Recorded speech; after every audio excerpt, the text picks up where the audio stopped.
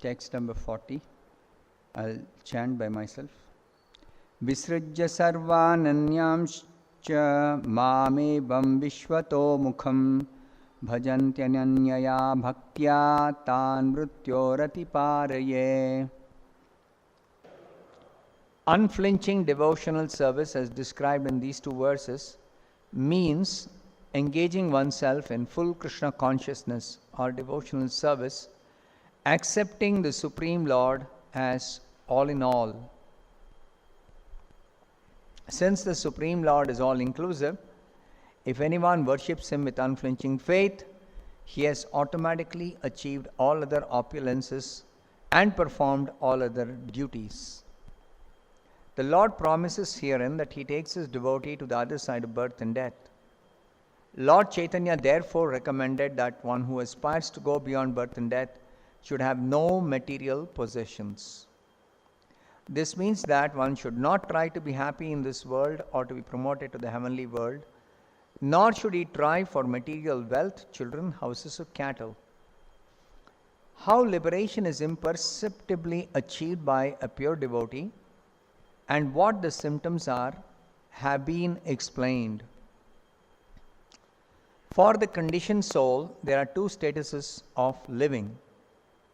One status is in this present life, and the other is our preparation for the next life.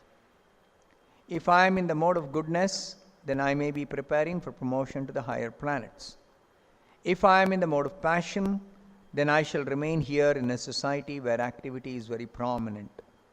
And if I am in the mode of ignorance, I may be degraded to animal life or a lower grade of human life.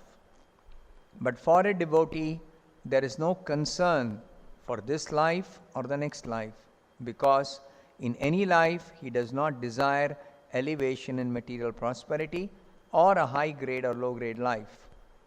He prays to the Lord, "My dear Lord, it does not matter where I am born, but let me be born even as an ant in the house of a devotee." A pure devotee does not pray to the Lord for liberation from this material bondage. Actually, the pure devotee never thinks that he is fit for liberation.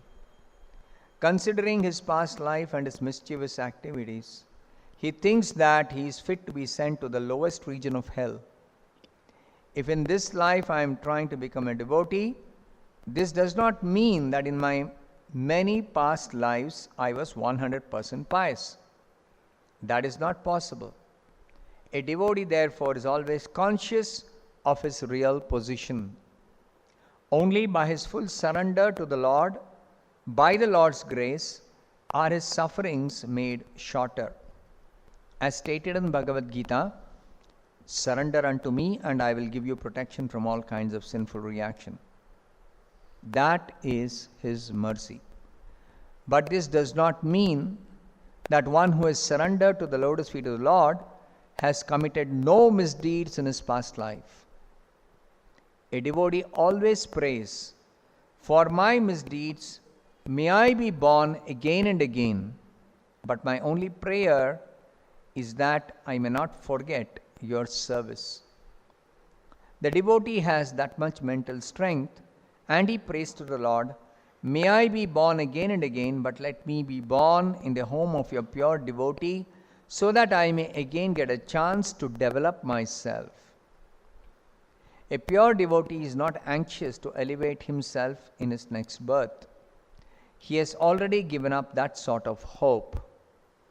In any life in which one is born, as a householder or even as an animal, one must have some children, some resources, or some possessions. But a devotee is not anxious to possess anything. He is satisfied with whatever is obtainable by God's grace. He is not at all attached to improving his social status or improving the status of education of his children. He is not neglectful. He is dutiful. But he does not spend too much time on the upliftment of temporary household or social life. He fully engages in the service of the Lord, and for other affairs he simply spares as much time as absolutely necessary. Yatharham upayunjataha. Such a pure devotee does not care for what is going to happen in the next life or in this life. He does not care even for family, children, or society. He fully engages in the service of the Lord in Krishna consciousness. It is stated in Bhagavad Gita that without the knowledge of the devotee, the Lord arranges for his devotee to be immediately transferred to his transcendental abode just after leaving his body. After quitting his body, he does not go into the womb of another mother. The ordinary common living entity after death is transferred to the womb of another mother according to his karma or activities to take another type of body. But as far as the devotee is concerned, he is at once transferred to the spiritual world in the association of the Lord. That is the Lord's special mercy. How it is possible is explained in the following verses. Because he is all powerful, the Lord can do anything and everything. He can excuse all sinful reactions. He can immediately transfer a person to Vaikuntha Loka. That is the inconceivable power of the Supreme Personality of Godhead, who is favorably disposed to the pure devotees. Lord Kapila is describing pure devotional service. He is explaining that for pure devotees, the Lord himself takes responsibility for delivering the devotee to the other side of birth and death. What is there on the other side of birth and death? We know this world is the world of birth and death. So on the other side of this world, there is the spiritual sky and the spiritual planets. For those who are non-devotees, for them the transcendental destination is the spiritual sky. And for those who are devotees, the transcendental destination is the spiritual planets. So there is a difference between the destination of the devotees and the destination of the non-devotees. Among the non-devotees, there are materialists and there are transcendentalists. So the materialist's destination is to take birth again. And the transcendentalist's destination is the spiritual sky, not the spiritual planets. So this difference is explained in the confidential Vedic literature. The Vedic literature describe that one has to aim to get out of this material world and go to the spiritual world. But the details of the spiritual world, what kind of place is the spiritual world, this is known accurately only by the devotees. The devotees understand the difference between the spiritual sky and the spiritual planets. That is because the devotees are engaged in worshipping the transcendental personality of Godhead, not just the spiritual truth of impersonal Brahman. All non-devotees, they have a conception of the absolute truth as something non-material, and what that something non-material is, their understanding is sometimes that it is something void or impersonal. Shunya or Nirvishesha. Both these conceptions are wrong. And it is very difficult for the non-devotees to understand how the absolute truth is the transcendental supreme person. It's very difficult to understand.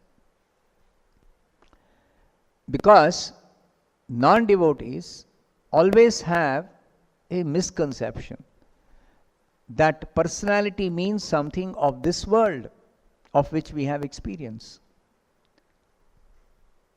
The non-devotees, in order to become free from all material misconceptions, they give up this idea of personality. They completely negate personality. And when they are informed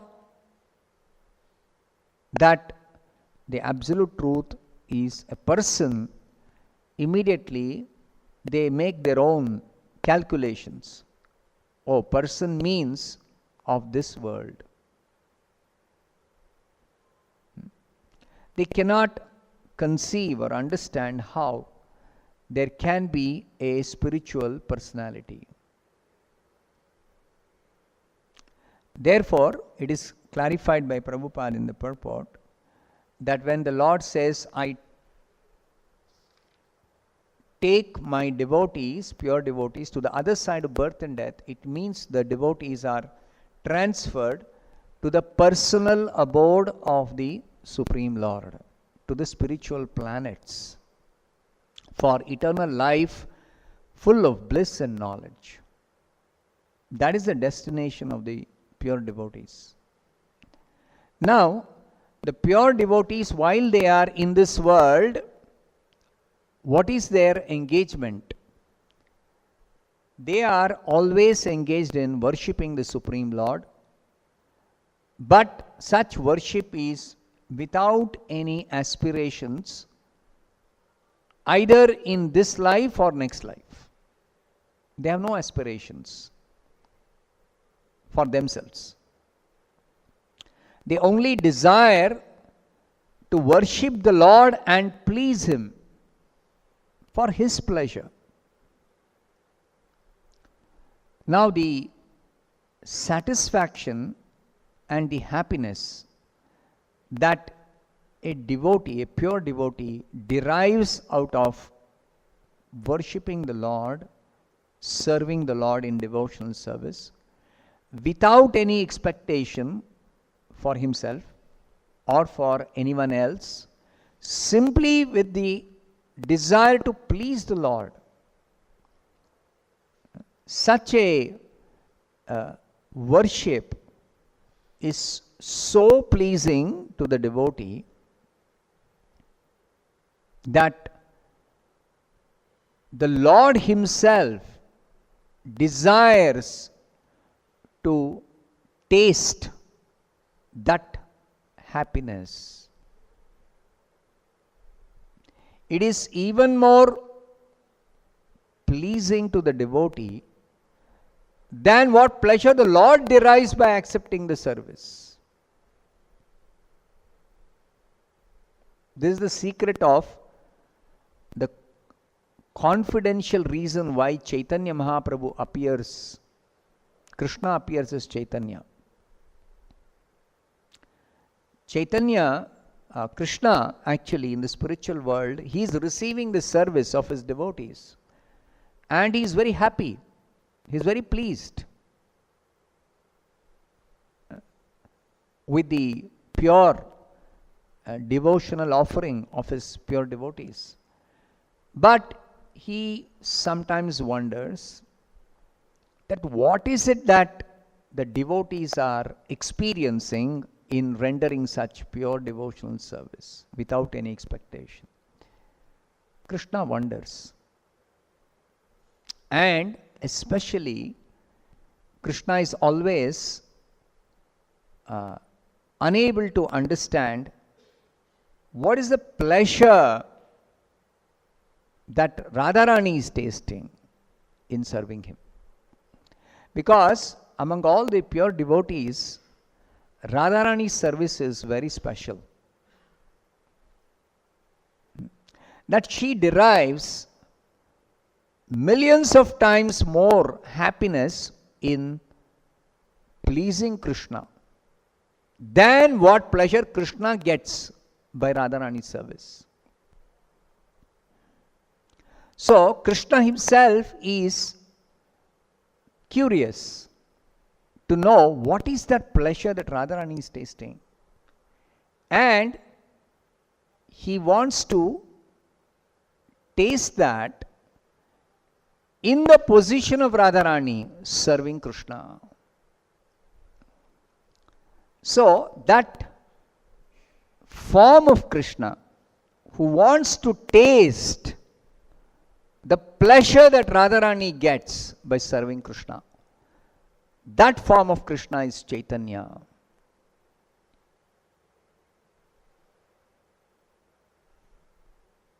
And because Krishna's nature is, he is ocean of compassion, mercy. Hey Krishna, Karuna Sindho. So when he comes as Chaitanya to taste that pleasure of Radharani, then he also wants to distribute that to everybody. He is not selfish that I want to taste alone. No. He wants to taste that, and he also wants to distribute that.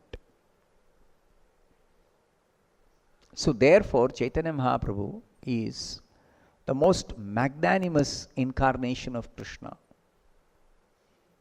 Rupa Goswami recognizes this. Namo Mahavadanyaya.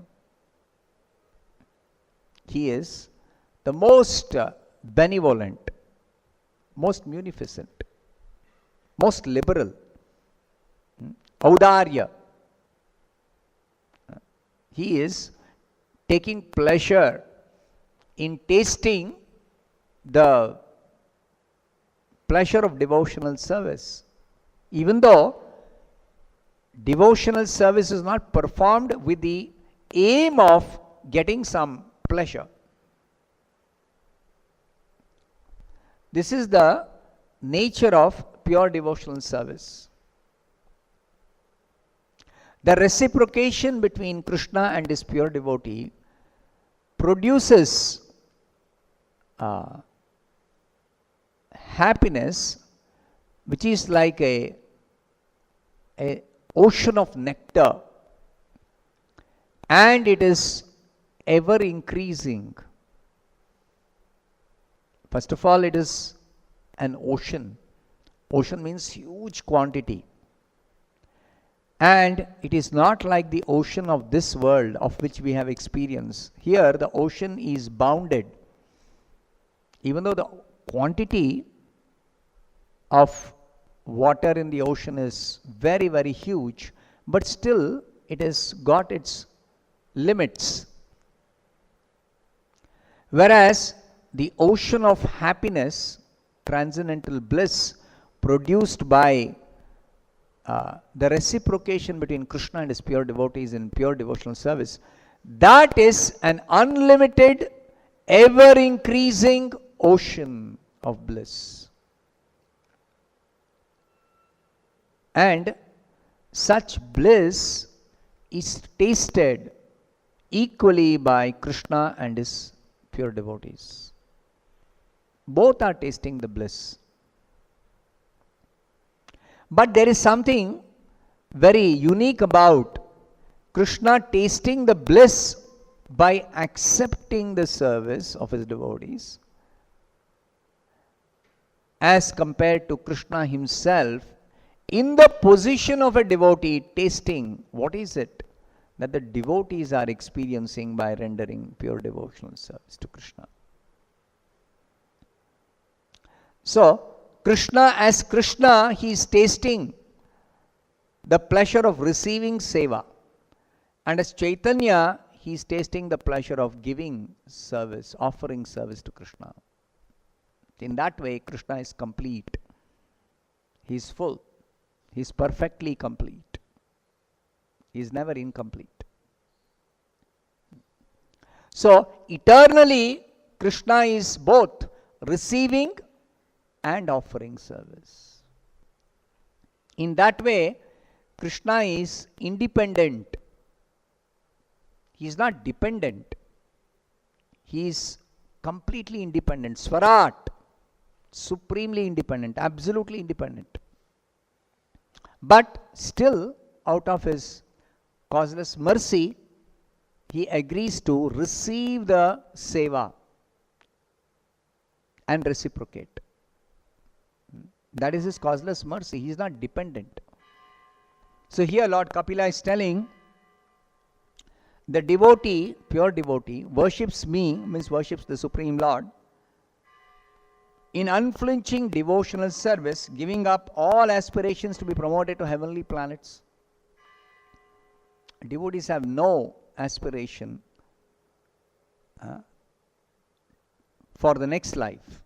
Neither they have any aspirations to become happy in this life, either by possessing wealth, children, cattle, home, or anything in relationship with the body.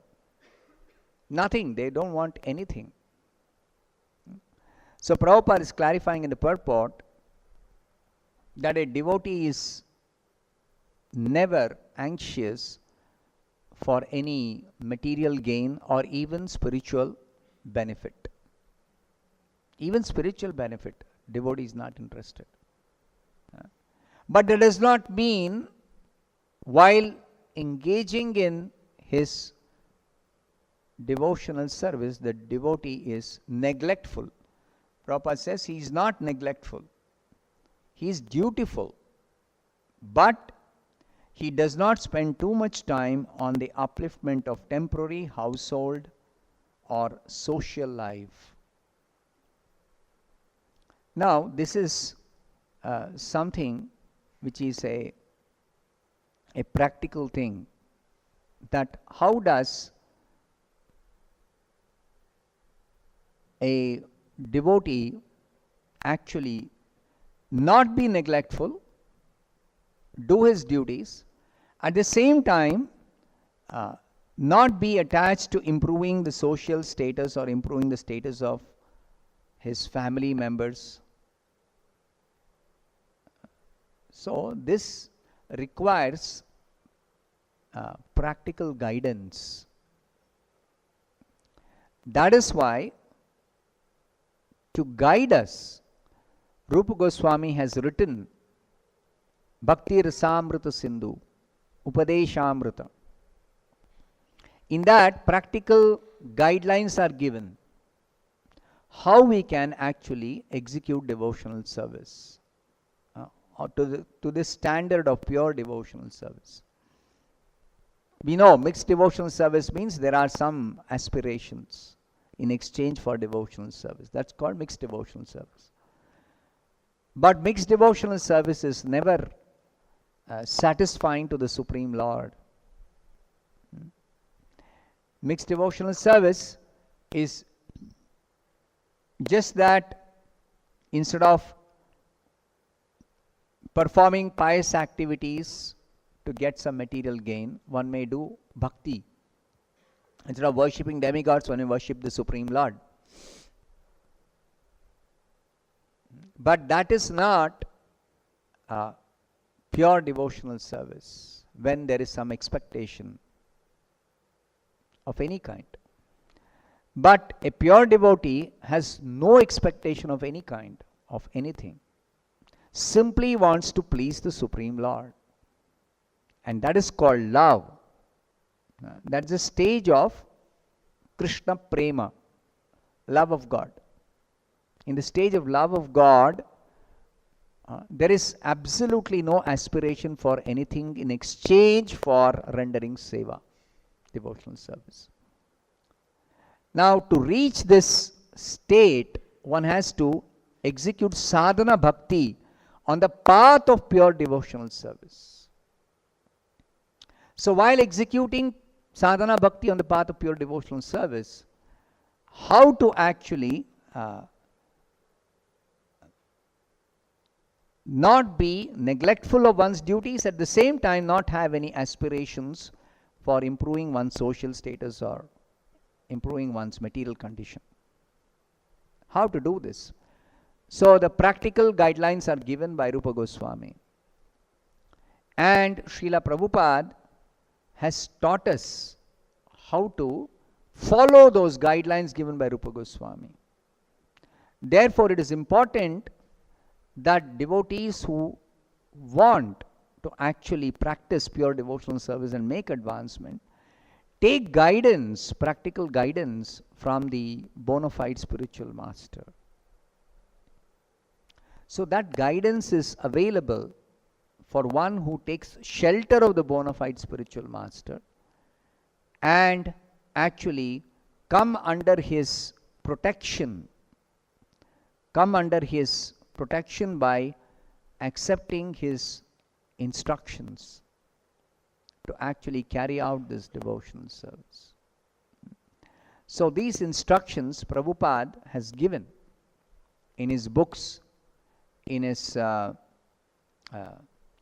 lectures, letters, conversations. So many practical guidelines Prabhupada has given how to, nothing different than what the previous acharyas have explained, nothing different than what Rupa Goswami has explained.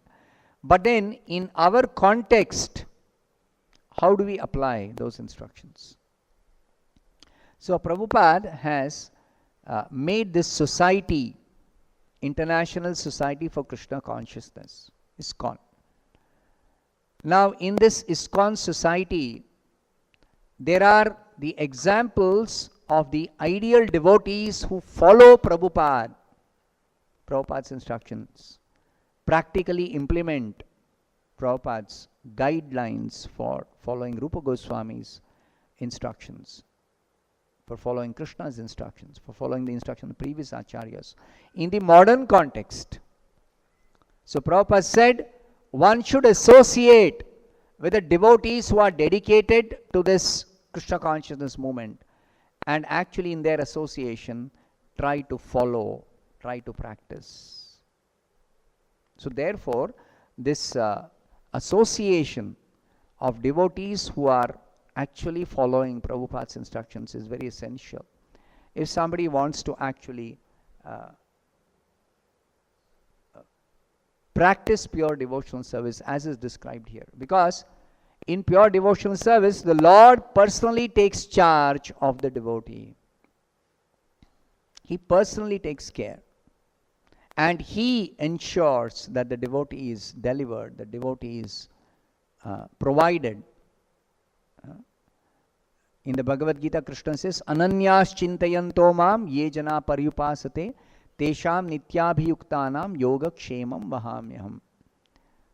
So, personally Krishna says, I protect whatever he has and provide whatever the devotee lacks.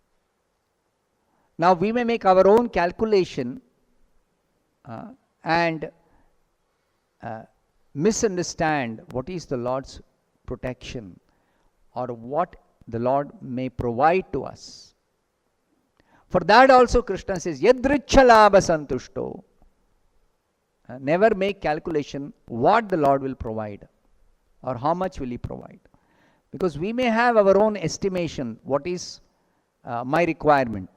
Even if the scriptures give guidelines like one should try to maintain oneself with the bare necessities of life.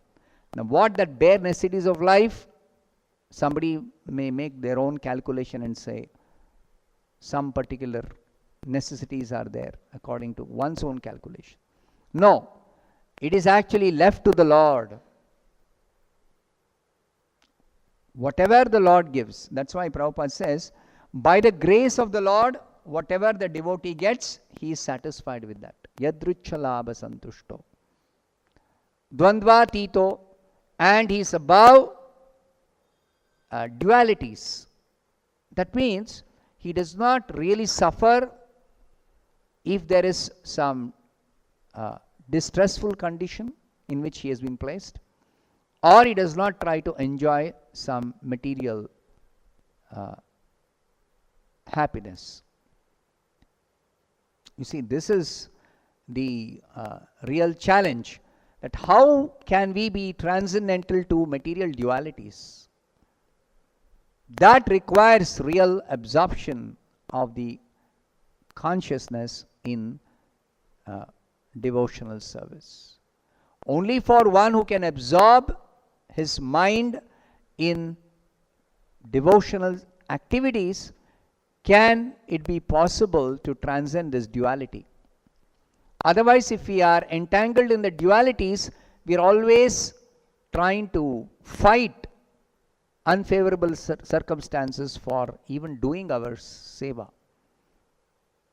If we are too much disturbed by some distress, or we are too much affected by some material happiness, then we cannot properly chant or worship the Lord. So therefore, we have to actually seek guidance to actually depend on the Lord, be satisfied with whatever is available by the Lord's arrangement for us, each one of us, and learn to transcend this duality. Dvandvatita vimatsaraha, give up all enviousness. It is common that in a society or a community where we live, we look at others and try to compare. Either we become proud that we have better facility than somebody else who may not have as much as I have, or we may feel very sorry that I don't have something which somebody else has got. In either case, we become affected by this envious mentality. Envious mentality is always comparing ourselves with somebody else, especially the comparison in terms of what we may have materially, or facilities we may have. This comparison goes on in the material world, among materialists, among karmis, among non-devotees. It's always going on. And that envy is also encouraged in the material world. Even among devatas there is envy. Indra is in a very exalted position, but Indra also sometimes gets carried away by Maya and becomes envious of other devotees, other devatas, even becomes envious of the Supreme Lord. So this envy is something which we have to give up. Vimatsaraha. Devotee means he has to give up envy. Without giving up enviousness, we cannot make progress in Krishna consciousness. Never possible. And Bhagavatam declares right in the beginning, Dharma projita kaitavatra paramo nirmatsaranam satam. It is meant especially, Bhagavata Dharma is especially meant for those who are not envious, those who are non-envious, or at least those who want to become non-envious by practicing Bhagavata Dharma. So we should be ready to give up this enviousness. So this comparison mentality has to stop. Even comparing one's own spiritual advancement with others, that could also lead to envy. That, oh, some other devotee is advancing more than me, so I should not become envious. Prabhupada says, in the spiritual world, if one devotee sees that somebody else is more advanced, they go and serve that devotee and try to get the mercy, try to get the blessings. This is the mentality. Not that why that other devotee is progressing more than me, I am working so hard, why I am not making progress? No. That is never the attitude. That should not be the attitude. So there is no envy even in terms of spiritual advancement, comparing spiritual advancement. No. Even that is to be given up. So one simply depends on the causeless mercy of the Lord. That means the Lord may award me advancement as He pleases, when He pleases, how much ever He gives. I simply accept that as His mercy, that's all, on me. And I am totally dependent on Him. He has to give me advancement. I cannot demand, I cannot expect that I will get it somehow or the other by my efforts, by my endeavor. No. At the same time, the devotee is not callous or he is not neglectful of his spiritual duties. He has to perform his spiritual duties properly, very diligently, very carefully. He has to do everything that is required to be done, as if his advancement depends on his nicely executing all the duties, spiritual duties. But then, in reality, within the core of his heart, he knows that even if I do very nicely all my spiritual duties, the Lord has to award after being pleased. After he is pleased, he may award me advancement. So this is the pure devotional path. So this attitude one develops very carefully by properly following the instructions, by associating, by giving up enviousness, by transcending duality, by being satisfied with whatever material possessions I may have by the grace of the Lord. Anything that I have is simply the mercy of the Lord, that's all. And I don't aspire for anything better or more. That state of consciousness is the ideal state of consciousness for executing pure devotional service. And that is being described by Lord Kapila in these verses. I'll stop here. Srimad Bhagavatam ki jai, Srila Prabhupada ki.